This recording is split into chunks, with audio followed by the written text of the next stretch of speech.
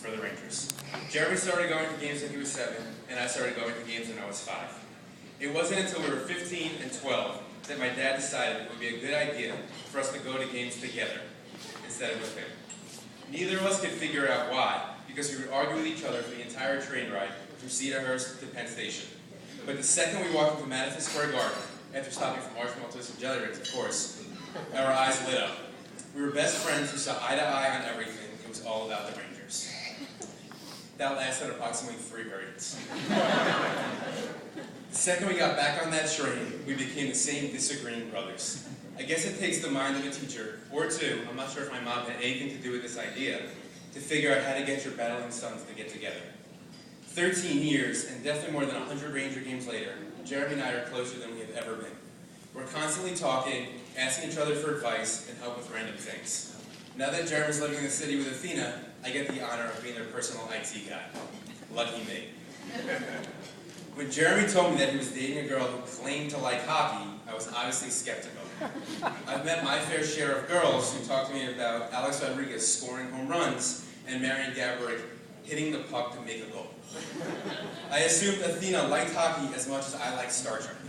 Then it happened. I went to a game with my dad, and Jeremy and Athena were at the same game, and we found seats together. For once, I wasn't the one screaming at Jeremy, telling him to shut up that the ref wasn't missing a call. Athena was. I looked at my dad, wide-eyed and impressed. She actually knows hockey. A year later, I stand before all of you and say for the first time in my life, I was wrong. Athena doesn't just like hockey, she loves hockey. Jeremy, thank you for bringing a woman into our family who actually likes hockey. Mom, you're excused. A relationship that started over hockey and chocolate has blossomed into something none of us saw us coming. I certainly never saw it coming, and I don't mean that in a bad way. I would never, ever guess that when I called Jeremy on a Friday night to see if he wanted to meet me for a beer, he would tell me that he couldn't because he was at services.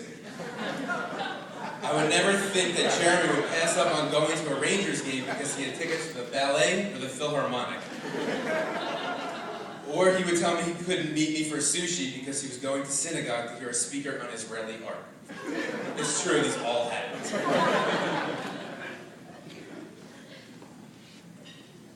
Athena, that service yesterday was beautiful.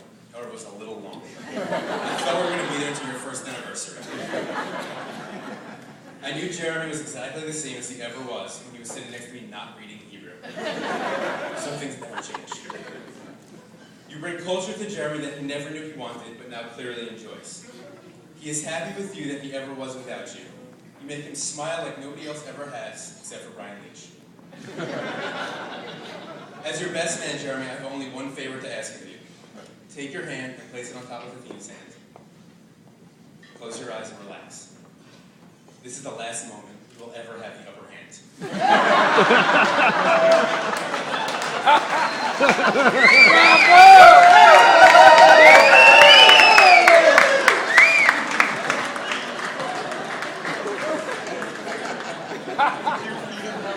Jeremy and Athena, all I can wish for you is the absolute most amazing life.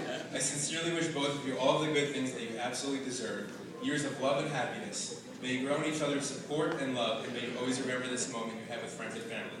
Congratulations, I love you guys.